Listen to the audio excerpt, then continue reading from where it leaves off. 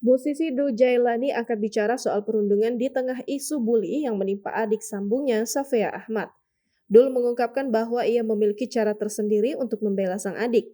Dul memilih pendekatan berbeda dari ayahnya. Putra bungsu Ahmad Dhani dan Maya Estianti ini mengaku lebih memilih menyikapi perundungan dengan bijak dan tidak selalu menunjukkan pembelaan secara terang-terangan. Banyak cara membela gitu ya, banyak cara membela yang juga bijak dan tidak dipertontonkan gitu.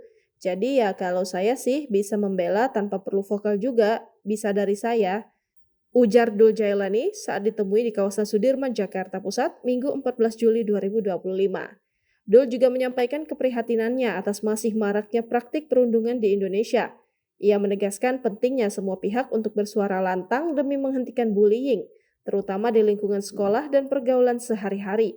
Tak hanya mengandalkan kata-kata, kekasih Tisa Biani itu juga menekankan pentingnya memberikan contoh nyata dalam bersikap. Lebih lanjut, Dul mengajak masyarakat untuk tidak hanya menjauhi perundungan, tetapi juga berani tampil sebagai pelindung bagi para korban. Jadi bagi yang sadar kalau bullying itu nggak bagus, marilah kita kasih contoh yang benar. Nggak lewat ucapan tapi juga tindakan. Jadi pelindung juga, pungkasnya.